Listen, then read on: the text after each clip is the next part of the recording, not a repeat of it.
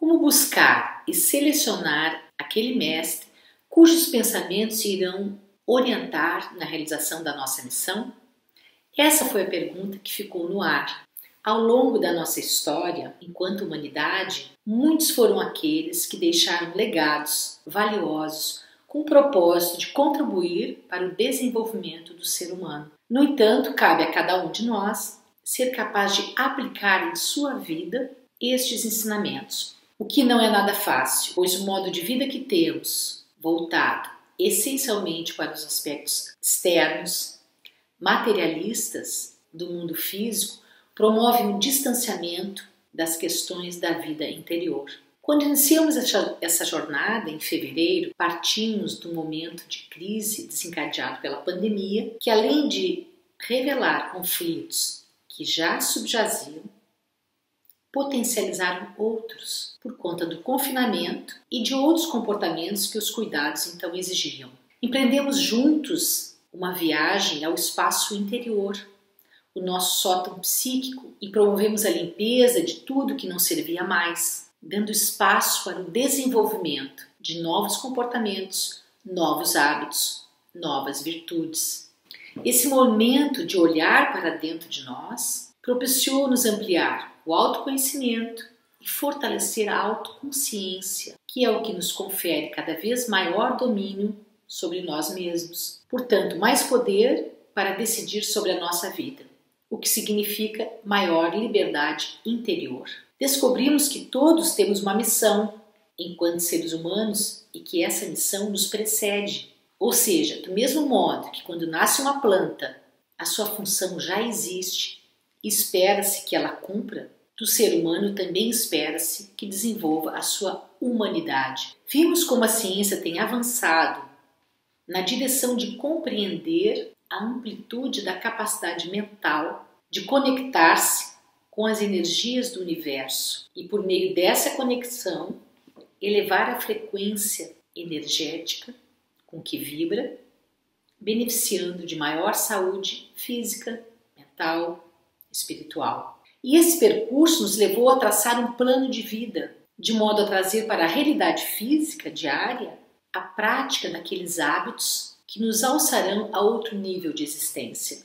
Esse plano será muito mais eficaz se enriquecido com a sabedoria milenar disponível, mas acessível apenas quando conseguimos conectar o nosso eu inferior ao nosso eu superior. E a meditação é um recurso valioso para isso. Trago alguns desses grandes mestres como sugestão e talvez como provocação para despertar o desejo de buscar ainda mais nessa fonte tão valiosa. Importante assinalar que o desenvolvimento de tais capacidades mentais só tem sentido se for para ampliar a conexão com os demais seres humanos e a compreensão das relações com a natureza, o que significa menos egoísmo, mais solidariedade, mais compaixão, mais amor. Não faz sentido o desenvolvimento de habilidades e hábitos que potencializem nossa capacidade mental para propósitos menores, pessoais, egoístas. Nenhuma elevação espiritual ocorrerá por essa via. Aliás, essa frequência energética, egoística, atrairá seres e pensamentos com os mesmos propósitos menores, acabando por trazer resultados danosos para a saúde integral do ser humano. Então, cientes de que nosso plano de vida tem como meta última o aprimoramento da nossa versão como seres humanos, capazes de pensamentos voltados para o bem comum, para o desenvolvimento de todos os seres, vamos conhecer sobre alguns dos mestres que nos poderão auxiliar neste propósito. Pitágoras nasceu entre 571 e 570 a.C. e morreu entre 500 e 490 a.C. Pitágoras foi um importante matemático e filósofo grego. Foi ele quem criou a palavra filosofia como conhecemos hoje e desenvolveu diversas ideias úteis até os dias atuais. Alguns dos pensamentos que nos deixou podem nos ajudar a pensar sobre a natureza humana e suas capacidades. Disse Pitágoras: escuta e serás sábio. O começo da sabedoria é o silêncio. Essa máxima tem uma grande profundidade pois sabemos a importância do saber ouvir, muito comentado e pouco praticado nos nossos dias. Saber ouvir não apenas com os ouvidos físicos, mas com a consciência ampliada, capaz de perceber os filigranas dos comportamentos e com isso ser capaz de uma comunicação muito mais profunda consigo mesmo e com o outro. Esse pensamento nos leva a outro sobre a importância do silêncio. Se o que tens a dizer não é mais belo que o silêncio, cala-te. Se o que está pensando em falar não é mais interessante do que se manter em silêncio e ouvir, simplesmente não fale. Não é por acaso que pessoas consideradas inteligentes e sensatas são muitas vezes calmas e bastante observadoras. A sabedoria tibetana, por meio de Helena Blavatsky, nos traz também esse importante pensamento sobre ser capaz de silenciar e ouvir a voz interior. Se deseja iniciar a prática da meditação, do silêncio interior, pode manter alguns desses pensamentos de Pitágoras, reforçando internamente esse propósito. Sabendo que a importância de calar e calar internamente, ou seja, silenciar a mente, é um ensinamento milenar que persiste até hoje pelo valor e verdade que encerra. Um dos conselhos de Pitágoras é: conheça a si mesmo. Tantos outros filósofos também deixaram-nos ensinamentos como este, pois não é livre quem não obteve domínio sobre si. Para o filósofo grego, o autoconhecimento e o domínio da nossa natureza, nossas vontades, enfim, de nossa personalidade, que é a persona, o eu inferior, é requisito fundamental para sermos livres, pois é impossível conhecer a liberdade sem saber o que nos aprisiona, sem saber que crenças temos que são obstáculos para o nosso pleno desenvolvimento. Pitágoras sabia também da importância fundamental da educação para a formação do homem. Ele disse: educai as crianças para que não seja necessário punir os adultos. Assim como Pitágoras, pensadores atuais, como por exemplo Leandro Carnal, também referem essa verdade. Leandro Carnal disse: uma criança mimada será um adulto infeliz, em uma clara referência a uma educação que não educa para o domínio de si mesmo. Assim como esses, há inúmeros pensamentos que podem enriquecer nossa busca por aperfeiçoarmos, que merecem fazer parte das nossas leituras diárias. E por último, um pensamento essencial para o desabrochar da humanidade, no que é de mais belo, que é a compaixão pelo outro, por todos os seres. Diz Pitágoras: enquanto o homem continua a ser o implacável destruidor de seres inferiores, ele nunca conhecerá saúde ou paz.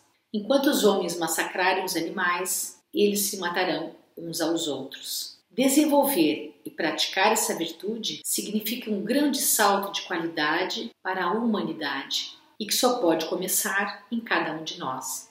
Outro grande mestre, Aristóteles, nascido na cidade de Estagira, pertencente ao Império Macedônico, no ano de 384 a.C., foi considerado pela posteridade o mais importante filósofo da Grécia, ao lado de Platão, que se tornou seu mestre. Algumas das principais ideias do pensador grego.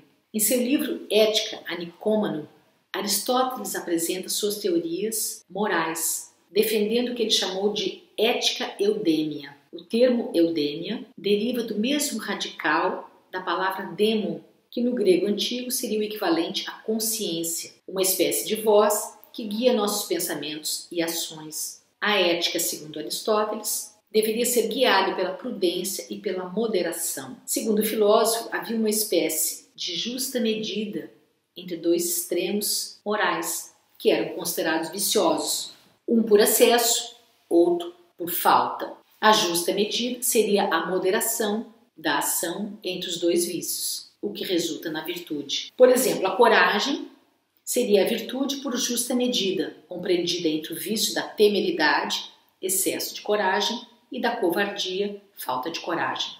Outro dos pensamentos de Aristóteles é a respeito da verdade e facilmente pode ser constatado em nossas vidas diárias. O menor desvio inicial da verdade multiplica-se ao infinito na medida em que avança. Outra ideia que está em pleno acordo com o que nos deixou Pitágoras sobre o silêncio. O sábio nunca diz tudo o que pensa, mas pensa tudo o que diz. Cada uma dessas ideias podem ajudar-nos a mantermos conscientes e atentos do tipo de comunicação que usamos e do maior ou menor domínio que temos sobre aquilo que dizemos.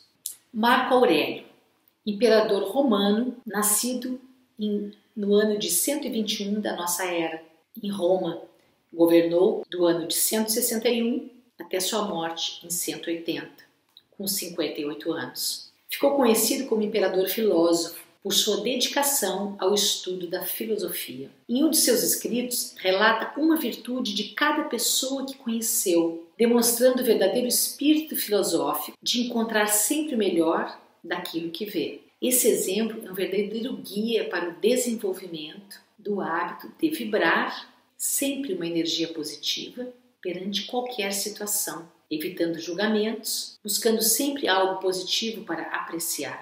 Ele reconhecia também a conexão de todos os seres humanos, partículas que somos do divino, por meio deste pensamento. Não arreliar com os ignorantes, pois o seu maior pecado é desconhecer a diferença entre o bem e o mal. O melhor é reconhecê-los como familiares, pois participam da mesma partícula divina. Aqui também se percebe o respeito às diferenças e a prática da aceitação do outro, tão desenvolvida pelo psicólogo Carl Rogers. Se pretendemos fortalecer o comportamento do não julgamento, do respeito a qualquer ser humano, percebendo como um ser conectado conosco e com toda a humanidade, esses pensamentos de Marco Aurélio ajudam-nos a mantermos nessa direção. Ler a cada dia uma frase é um recurso valioso para nos lembrarmos do nosso propósito. Outro pensamento coaduna-se com ideias já mencionadas aqui. Não desperdiçar energia em atos exteriores, mas enriquecendo a alma, realizando cada ato com tanta perfeição como se fosse o último. Podemos lembrar da importância de fazermos bom uso da nossa energia, aproveitando cada momento para realizar melhor aquilo que fazemos, criando assim o hábito da ação reta, justa. Ainda disse Marco Aurélio: de nada vale procurar tudo no exterior, quando realmente o que necessitamos está dentro de nós. Uma clara referência ao conhecimento interior obtido pela conexão com o eu superior. São muitas as tradições que revelam que a verdadeira vida está dentro de nós. Portanto, é aí que devemos procurar, para ampliar a autoconsciência de nosso estar no mundo.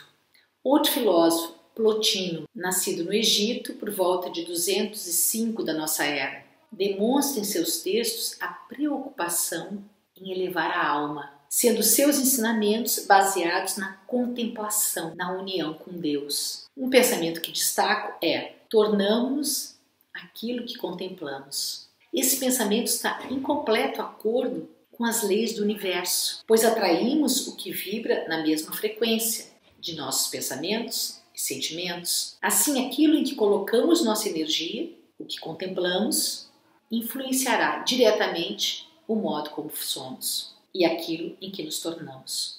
Se você aprecia particularmente a filosofia oriental, poderá ler Helena Blavatsky, filósofa responsável por trazer os ensinamentos tibetanos para o Ocidente. Outro filósofo que destaco é Immanuel Kant, cuja obra também vale a pena visitar. Disse Kant: a maioridade do ser humano é quando pensa por si mesmo. Sabemos que a manifestação da vida adulta em sua plenitude está diretamente relacionada com a liberdade interior, que significa pensar os próprios pensamentos, que nos leva a uma consciência cada vez maior pela observação dos seus efeitos. Há muitos outros pensamentos, filósofos da nossa era em que podemos nos inspirar. Agora, cabe a cada um de nós adotar algum desses ou de outros para servirem de inspiração e fortalecerem nosso plano de vida, preenchendo nosso espaço interior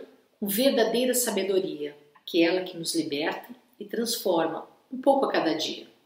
E assim termina essa temporada, essa verdadeira viagem para dentro de nós. Vimos muito do que precisamos para criarmos a versão de nós mesmos, aquela que desejamos e que é a melhor. Agradeço imensamente a cada um de vocês que embarcou nessa viagem e desejo do fundo do coração, que o que falamos aqui seja como um farol que ajuda a orientar nessa grande aventura que é a vida. Embora a navegação seja por conta de cada um, estamos sempre conectados. Obrigada. Namaskar.